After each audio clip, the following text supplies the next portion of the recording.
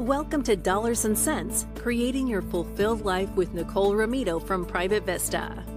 In this podcast, we draw from years of experience as well as guest specialists to help you create the life you imagine. Join us in this journey as we enlighten and empower you to align your lifestyle to help you achieve your goals with a clear picture of your future.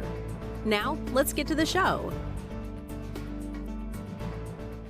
Hello and welcome to the Dollars and Cents podcast with your host, Nicole Ramito. Nicole, I've missed you. I don't know where you've been, but it's good to be with you again. How are you? I was thinking that too, Bill. It has been a hot minute since we've had the luxury of getting together to record another fabulous episode. I'm doing great. How about you?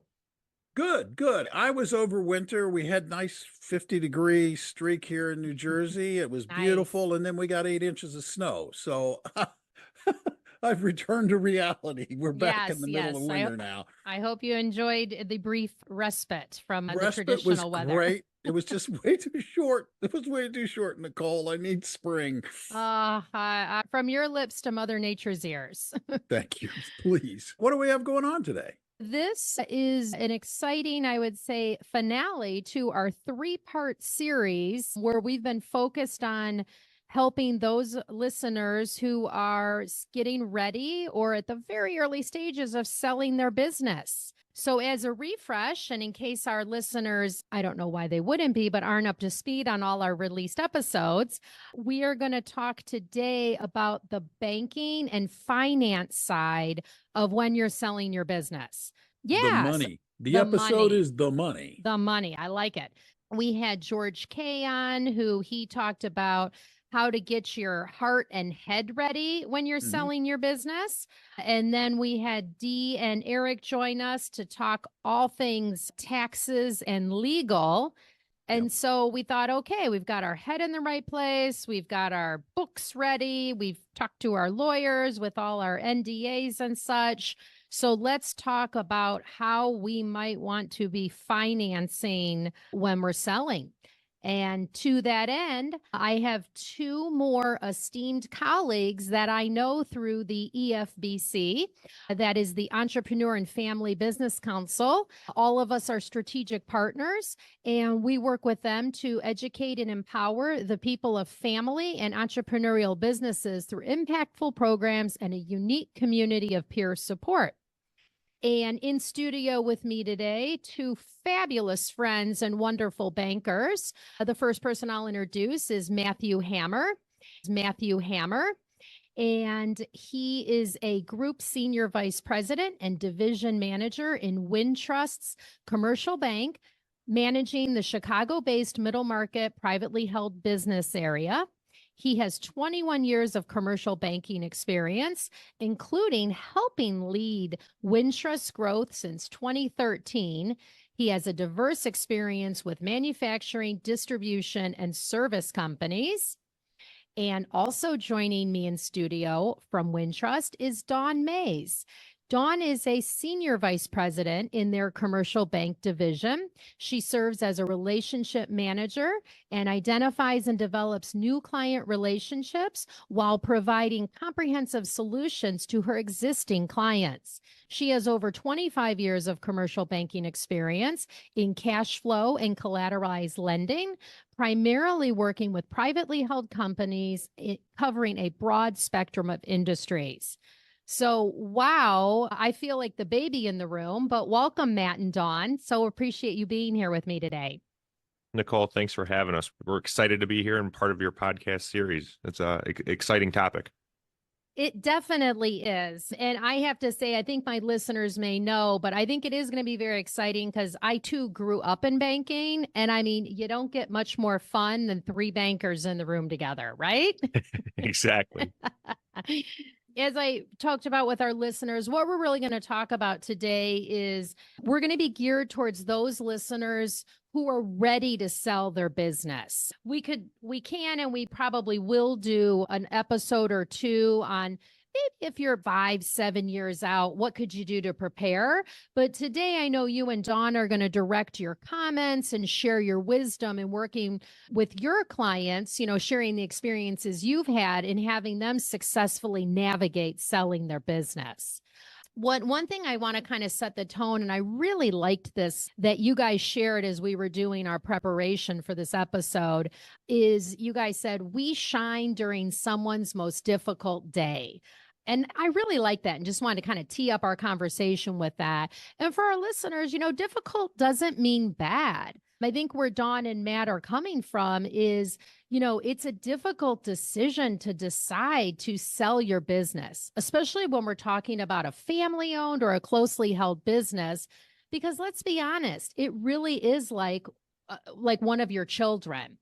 So I think with that, why don't we start off with you're selling, you're thinking about selling, or you're ready to. How does that look, Dawn? Is it always walking away 100%? Such a great question. And I'm going to piggyback off of your exciting. This is exciting. Sometimes it's difficult, but for the owner that is looking at future opportunities, this is their legacy. This is their life's work. This is a culmination, and this should be viewed as an exciting opportunity of the next steps. So really, I think a great place to start for an owner is self-reflection, to think about and visualize what they want to accomplish. Whatever they can dream, they can accomplish. They can approach it with 100%. If I had to profile that owner who wants 100% sale, it's someone who's ready to exit. It's someone who's made the decision that the return on an investment is as high as it's going to get, and they want to take it off the table, and they want to look at new endeavors. They want to give opportunities for their family. Those are good reasons. Another owner can look at it from a partial. They see future opportunity. They see growth opportunity. They want to keep themselves in the game. They want to see if there's more return on their investment. But they decide they don't want all their capital at risk. So they're going to structure a partial sale, and they're going to stay in somewhat, but they're going to take some chips off the table so that they can monetize their equity, their capital, and do something for their family. So I think that once you're able to decide whether you're fully exiting, whether you see potential, and I think it also is asking yourself, do you have it in you? Do you have that dedication? Do you have that commitment? Do you want to keep going, or do you want to do something different with your life?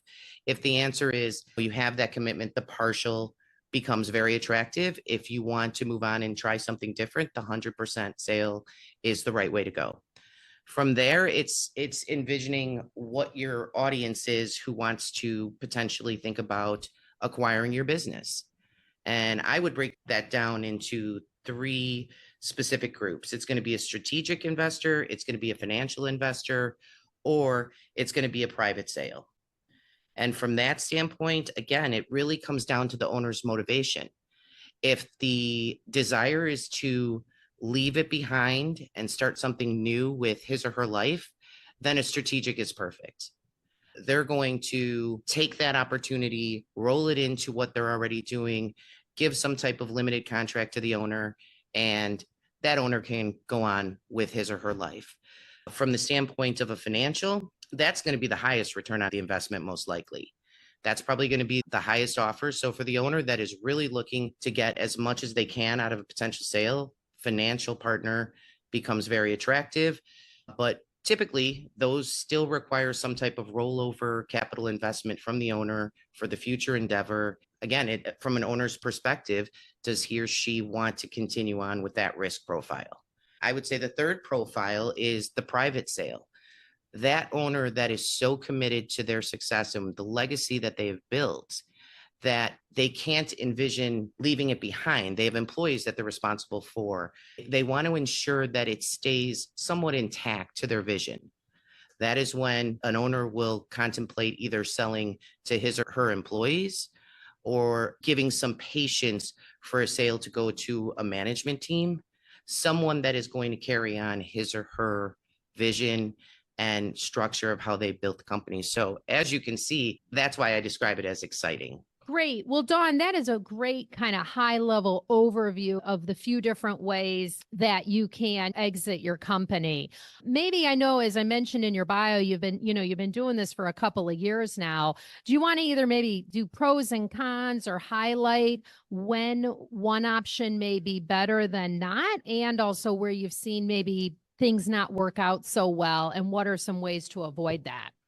Again, a great question. Typically, when trouble arises, when difficulty arises with the sale, it's when the owner is not expecting the outcome and what their vision. Again, I still go back to it is the owner's legacy. It's the dream of the owner. It's what the owner wants.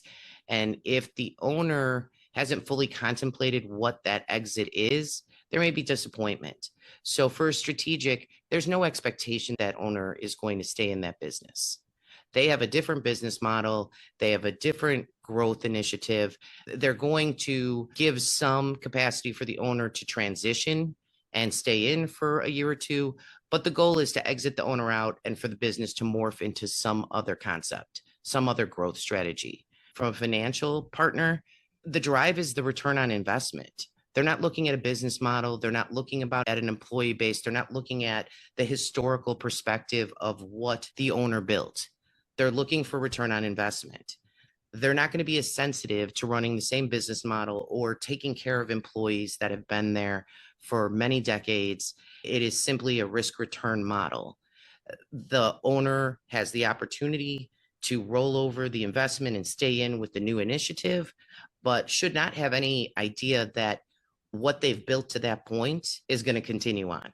The final one that we talked about, which is the employee stock ownership plan or the ESOP, where employees or managers, key management becomes the exit strategy, is for that owner that really is committed to the employee base and the business that's been built and wants to keep it on that trajectory and has faith that the team that they put in place are the team that's going to continue to do what's been done historically. So I think that's how I would describe each of those sale opportunities. And the question of whether there's negative or whether there's a con is if the owner has contemplated what their vision is and how and what their primary motivation. Do they want the highest price? Do they want the ability to walk away and be done with it forever? Or do they want to see that dream carried on? That's a great way to summarize it. And these owners have spent typically a lifetime or a good part of their working life building this up. There are a variety of drivers of what they're what's most important to them as they're exiting the business. So you're exactly right. And think about it, not only this owner's lifetime, generational. Right. We see owners where their businesses were started by great grandparents and grandparents.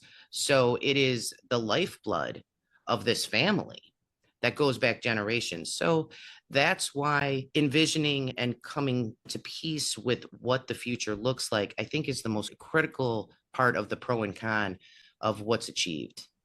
I couldn't agree more, because especially when it's multiple generations you reference, that's a big responsibility to say, if my grandparents or my great grandparents started the company and maybe that you don't have a generation that can or wants to carry it on, that in itself is a lot to work through, that this is the end of the road, if you will, for the family owning the business. And maybe the way you get comfortable with that is achieving the highest return on investment, because you're taking that generational dream, monetizing it, and handing it to the future generation to create their own dream. Oh, I love that, Dawn. And I love that too, because it's all, I think, too, part of what all of us talk to our clients about is not only if you're ready to leave or move on, it is just as important, if not more important, to know what are you moving towards, right? Absolutely. I love that you're saying if the next generation that this isn't going to be their focus, it's okay, then I'm going to raise as much money as I can so that they have the resources to be able to focus on their life's passions and endeavors. So with that, Matt, is there anything you wanted to add on to what Dawn shared? And if not, that's okay, because I know what we were also going to talk about. I think Dawn did a great job of summarizing that. And certainly we all know she could go into much more detail, but we want to make sure we cover a few different topics today. And so to that end, Dawn talked a little bit about the different ways you can exit. So Matt, I think what I'd ask for you to share is, how does that look then once you've chosen the way that you're going to exit? How does that work in partnering with your banker to be able to get the money out of it? I think going back to the three different possible ways to exit in a strategic, a financial, and a private sale, to either, again, it could be your children, it could be siblings, it could be existing employees within your business. If you're selling to a strategic, a large, possibly publicly traded company, just a much larger entity, right? They're going to have their own financing in place. They're going to have their own access to capital. So you really don't have to worry about that if selling to a much larger strategic. Okay. But if selling to a private equity firm or just to a group of people within your company, or for instance, if someone was selling their company and they were selling it to their 3 children who are in their business, right? That's still a sale of your business to those 3 people, and they may need to borrow money to make that happen. Focusing on a few different ways to do it, banks would typically look at lending to the company possibly as a cash flow based lending model or an asset based lending model. When looking at a cash flow based lending model, the core focus is on the company's cash flow generation, and the industry term oftentimes uses EBITDA. So looking at the core EBITDA of the business over the last really 3 years, I've been focusing on the last 12 months. And oftentimes what the company will do, or financial advisors may do, if they've done maybe a quality of earnings beforehand to see what possible expenses were discretionary, if the owner was taking out possibly an above market salary because they could, based upon their current financial position, they may add back certain things to the company's EBITDA to come up with a more stable market cash flow for the company. So then banks then look to lend to the company based upon that EBITDA in a cash flow lending situation. Banks may typically, I'm going to throw out a number of 3 times leverage as an approximate percentage. So if the company has EBITDA of $5 million, conceptually a bank would look to lend $15 million. Depending on the industry, depending on your volatility and cyclicality, that number may be closer to 2 times leverage, or in certain scenarios, in certain industries, that number could be closer to 4 times leverage. And every bank would have a unique and different appetite for the amount of lending that they would be comfortable lending to that company. And again, it's so they could possibly borrow that much money. And then it's on the repayment side. Banks would typically, depending on the stability of the cash flow, depending on the company's business model, customer base, banks would typically like to get repaid in anywhere from 5 to 10 years, most likely, on that debt. There may be, it would most likely be in one larger term loan to get repaid over 5 to 10 years. Banks could have things such as a cash flow recapture, which based upon certain metrics, they may like to get repaid sooner if the company is outperforming their benchmarks. But those are sort of different ways to finance something from a cash flow based lending model. On the flip side, banks oftentimes may look to lend based on an asset based lending model. The company has a strong, depending on its given industry, may have a very strong balance sheet of accounts receivable, inventory, machinery and equipment, and even real estate, which may be held on or off the balance sheet. And banks may lend, for instance, approximately 75 to 80% against the receivables, 50 to 60% against the inventory, or 80 to 90% against appraised equipment, to then help leverage those assets within the business to repay the loan. Sometimes you could try and have a small, what banks would call an airball or an under collateralized portion of the loan, but that would get paid back pretty quickly in a 1 to 3 year period if coupled with an asset-based loan. What's an example or examples of when they would do the airball loan? In the event there was an airball, if a bank wants to make sure that the company, after the sale of the business, has plenty of working capital and there isn't a lot of stress on the business. So in the event where companies may not have a lot of machinery and equipment or real estate for the bank to lend against, and it's all accounts receivable and or inventory, the bank, there may be a small component of the financing for the cash to close that the seller is looking to get or required to get the deal done that they may need. Again, in these types of situations, it's oftentimes when you're selling the business, it's person A selling to possibly their children, Right. or possibly the general manager of the company, Right. or Say like maybe the key people the or key people of the company that are remaining around. Again, as we talked, an ESOP conversation could make good sense too, and probably we could dedicate another future podcast to ESOPs solely. But an ESOP may not make sense because you would need to open that up to your entire employee base that would be eligible to be a partial ownership group versus selling to anywhere from 1 to 3 to 5 or 10 individuals. But uniquely, just as to follow up on selling to individuals, there's really a third tool that we at Wintrust have used over the last 10 years, which has been unique. And we call it sort of a partner loan program. And what we mean by that is, right, owners of businesses are partners. It's just another term. Oftentimes they might want to sell to, if I was selling my company and I wanted to sell to Dawn, but the company, we didn't want the debt on the company. Dawn wanted to buy in for 5% of the company, and that 5% of the company is worth $500,000. For instance, Dawn may not have $500,000 and we don't want the debt on the company. So Dawn will take that debt on personally to buy 5% of the business. Dawn may put down approximately 20% of her own money to put down $100,000 to buy in for my $100,000, but then the bank would give Dawn a loan personally for the remaining $400,000, and that would get paid back over a similar 5 to 10 years, depending on the overall structure of the business, stability of the cash flow, overall makeup of the business. And in that case, that loan is off the balance sheet. It's off the income statement.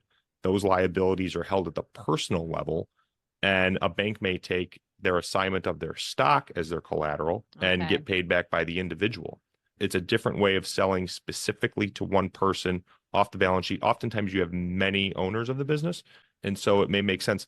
We oftentimes find this most common in accounting firms, law firms, maybe registered investment advisors, where you're bringing in junior associates to a partner level, and they're looking to pay back that loan based upon future income.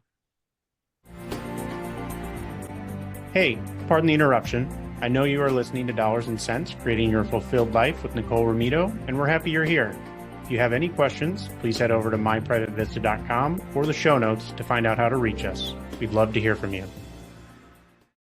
I know, because otherwise you could really be upside down cash flow wise, or ineligible to get the loan on your own, or it's really not going to make financial sense for that new younger junior partner coming in. Do you take, with the partner loans, you said oftentimes you'll take assignment of the stock. Is it common to look for other collateral, like a lien against their home, or if they have securities accounts that aren't retirement accounts? Right. We would encourage them to leverage any assets that they have outside of the business. So in our particular loan, we would only be taking an assignment of that stock, which you could debate is the paper value of the company. Since we're taking an assignment of the stock, the company would be signing an agreement with us, either a corporate guarantee or a tri-party agreement, because the other owners of the business would not want the bank to be their owner in the event of a default, in the event of, again, unfortunately, possibly a retirement, in the event of death, in the event of termination, which unfortunately happens. The bank would have that agreement with the company as well to, again, sell back the shares in some agreed upon manner. But we would encourage them, going back to that example, Dawn buying in 5% for $500,000. If she had $100,000 of cash, again, we would be interested in financing $400,000, but she could tap into outside of our loan if she had an investment account, or if she had a home equity line of credit. She could tap into that for that additional $100,000 to $200,000 and put that down towards that 5%. So in my example, $100,000 of cash, maybe 100 from brokerage line, 100 from a home equity line of credit. In that case, she would only need to borrow from us $200,000. Right. Okay. That's really neat. And especially too, I think as we see the service side of our economy continuing to grow, and I think a lot of the younger or the next gen are going to that part of the working world. So that's exciting. What else? I think as we've talked about the different ways to lend and sell, why don't whoever wants to start first, what are either some common, because I know each situation is individualized, but what have, in your guys' years of experience, have you seen things that have derailed a sale? I think it starts at the very beginning, the inception point of what is my next step? what do I want to do? If it is someone who's thinking about there is no succession plan, what am I going to do after this is over? I think the struggle is they've been doing this for so long. What does the unknown look like? So there's a fear potentially. There's Absolutely. nerves. There's things that sometimes difficult to confront. Putting it off, thinking about it later might mean missed opportunity for all the opportunities that are available. If you open yourself up to, I think it takes that question mark of the unknown. If you put that energy into the process of what is available to me and what can I do for myself, for the next part of my life, for the next generation, for my employees, whatever path you're taking, the effort, the energy you put into deciding and self-reflecting on what your individual goals are and what you want to accomplish makes the process so much smoother. I think additionally, it gets complicated with generational or employee transitions because it's asking difficult questions. Timelines, when do you want this to happen? What does it look like? How much? And when you're running a business and you're a team, those type of things don't come up. You don't go to the owner and ask Right. them, hey, when are you planning on retiring and how much do you want to sell the business for? All of a sudden, you're forced into this uncomfortable arena of questions that haven't been asked, even though you've worked together for so many years, potentially. Or even in the case of children and parents where they, that it's just something they've never talked. Believe it or not, the bank can and has in the past be a very good sounding board. Sometimes the impartial partner that comes in to listen to both sides and what wants to accomplish and is able, we're not there to make any decisions. We're just there to be an ear that will listen, lend some advice about what we've seen, give you some thoughts. Sometimes I've seen that the tension and the uncomfortableness of these discussions is easier with someone in the room that has a neutral position and just wants to hear both sides. Because, one of the pitfalls, that was one of your questions, both sides don't think they're being heard is one thing that has derailed a sale. Hurt feelings. The potential seller doesn't think that they're being heard about what they want to accomplish for their business. And the potential buyer thinks that they're not being heard because they don't want to wait 10 or 15 years until a decision's made. So that lack of communication and the ability to sit down and have that discussion is a lot of the ways. And then we get into sometimes the price just isn't right.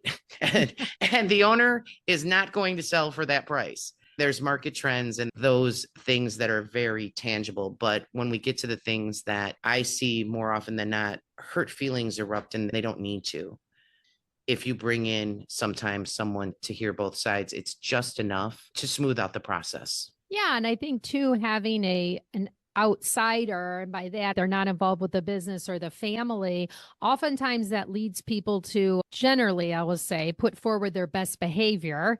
So hopefully the conversation maybe isn't getting as heated or emotional, but also too, I think with our experience, because at Private Vista, we work with a lot of closely held and family owned business owners and just helping them think about, right? They don't know what they don't know. So questions to consider. I love what you mentioned about what information to share and when.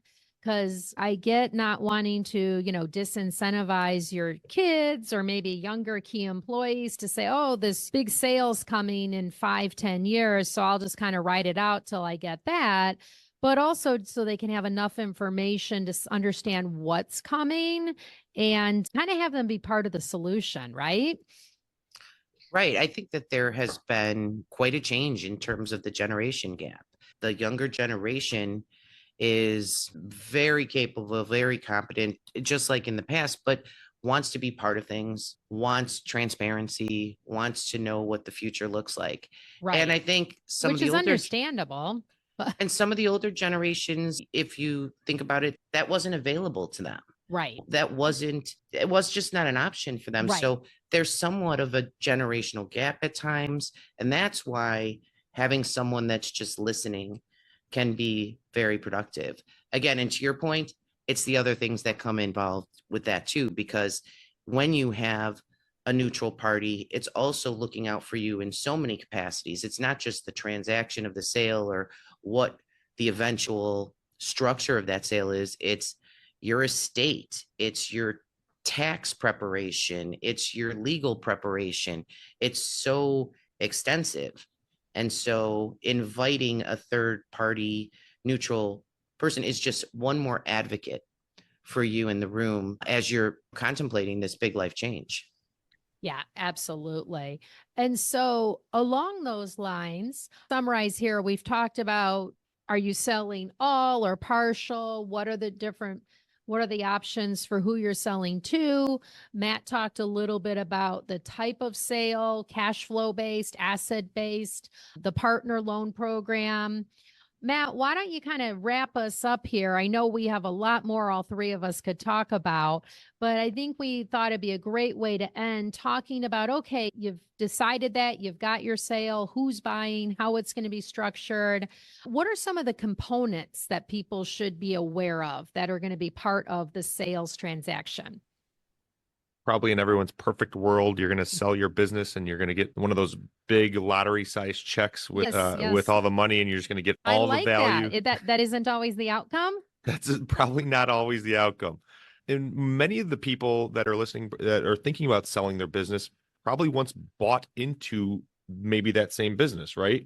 And maybe they started it from scratch, but if you've ever bought a business, you'd probably like it, and you may not have your arms fully around the existing business that you're going to buy. You'd like that key seller or 2 or 3 key sellers to maybe stick around for a little bit. So you may ask them to maybe to have a certain part of their debt that would be in the payment of a seller note. So if you're selling your business for $10 million, the buyer may ask for you to take maybe 10% of that or 20% of that and take that as a note that they may pay you back over 1, 3, 5, 10 years or something like that in the form of a seller note. Also, they may ask you to have an earnout. So going back to focusing on some of the cash flow generation of the business, if you have a company that generates $2 million of EBITDA, the buyer of the business wants to make sure that EBITDA is stable and the profits are there long term. They may ask you to take a certain percentage of whatever you're selling the business for and take that in the form of an earnout tied to the company's performance in future years, typically 1 to 3 years of the performance. Beyond that, I don't think the buyers, they probably have their people in place and their culture in place, and they wouldn't have it go in much longer. If you're selling to a financial private equity group, potentially, they may have you actually take a percentage of your equity in the percentage of the sale price and have it be in the form of a rollover equity. So you may end up taking 10 or 20% and rolling that into their fund or into their remaining ownership group. So then you still have skin in the game, and you'd be working in, many times they'd ask you to sign an employment agreement for anywhere from 1 to 5 years to help that. Yeah. But the nice side there is they're motivated financial investors. They want a return on their investment. And then hopefully in 1 to 5 years or 10 years, when they flip that investment again, because these private equity funds oftentimes have durations and timelines that they need to stick to, that when they flip the company, you would then take part in that stock appreciation. And over the last 10 years, we've seen a lot of good success stories where clients have sold their business, taken a portion of that, rolled it into it, and the rollover equity can appreciate. Hopefully, they typically say 2, 3, 4 times on top of that. That sounds like the best of both worlds, right? The you best get some of both liquidity worlds today, and then you still have part of it. You still have some skin in the game, so you're participating in that growth of tomorrow. Exactly. Yeah. And so, I mean, those are some of the key components in terms of the cash at close and where all the money's coming from for the value. There's probably some working capital adjustments and escrow accounts tied to the closing. Typically, there may be anywhere from 1 to 2 different types of closing escrows to tie out a certain amount of working capital adjustments and some items at closing. Those typically will go from 3 to 6 months to maybe 12 to 18 months, depending on the complexity of the business and the complexity of the model. So oftentimes you can work with your current bank or a trust company to set up those escrow accounts to help handle those funds. But typically within 18 to 24 months, all of those funds would be paid out to the recipients as well.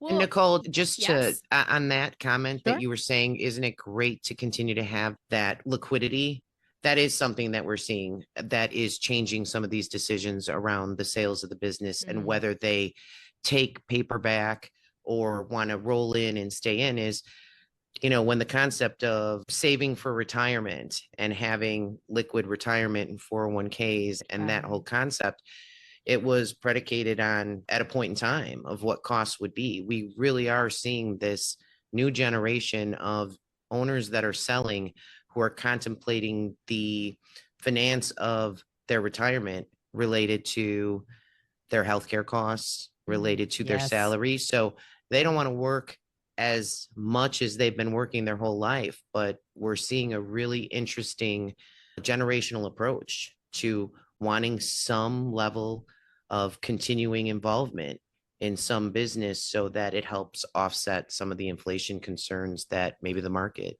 isn't providing in the 401ks. Interesting. Yeah.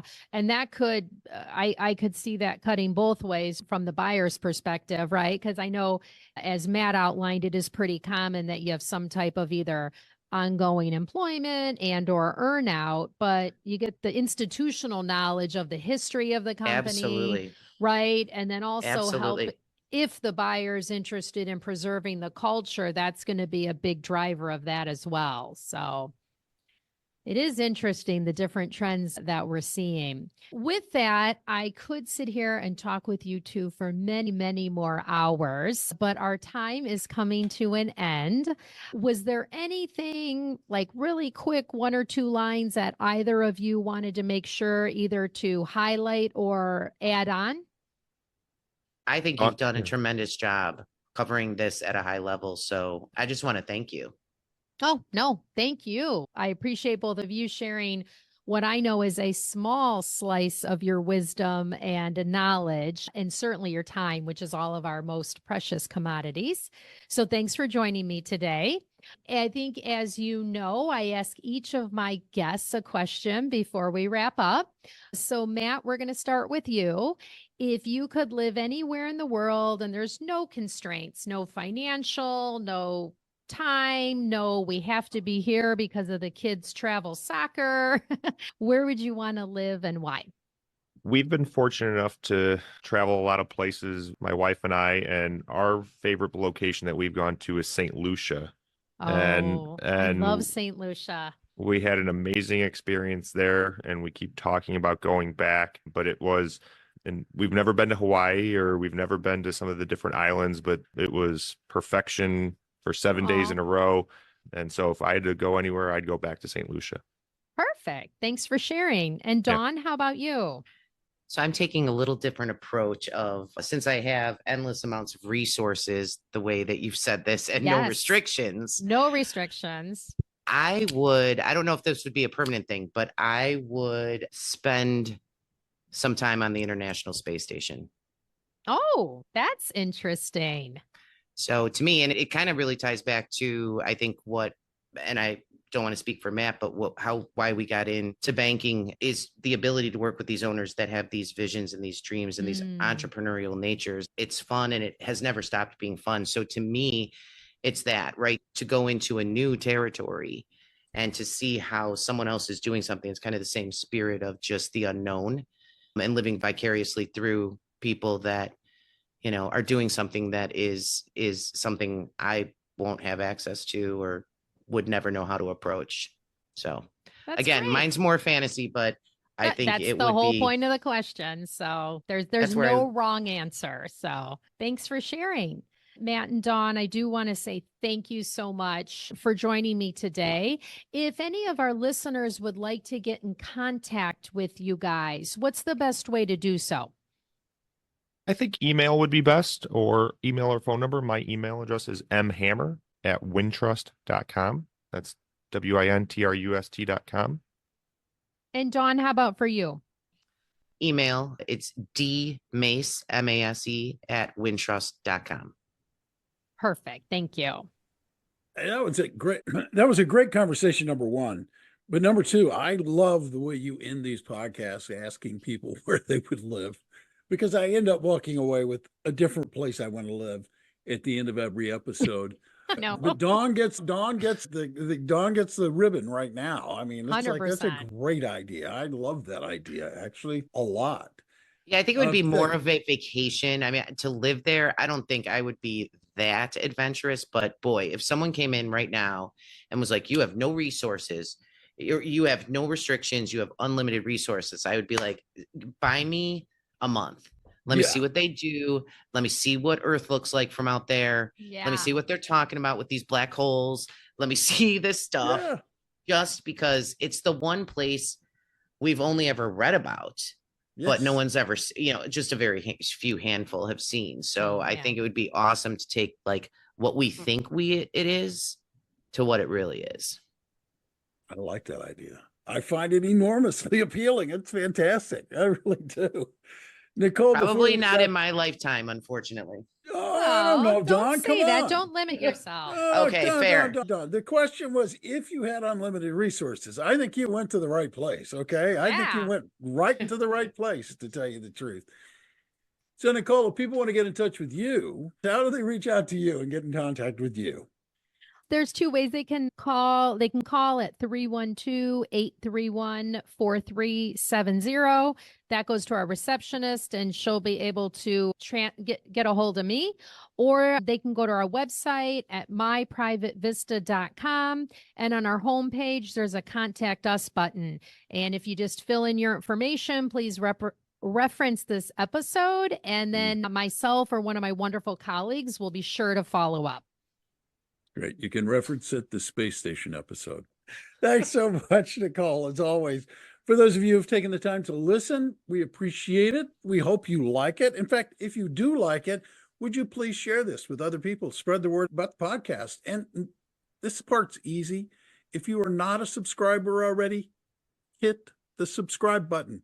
That way you will not miss another episode of this podcast.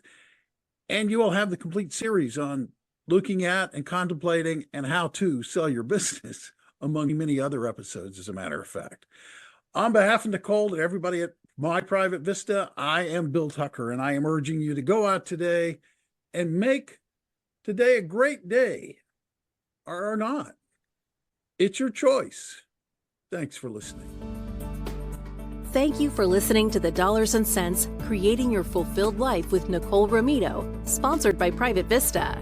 Visit our website at www.myprivatevista.com or give us a call at 312-831-4370. And don't forget to click the follow button to be notified when new episodes become available.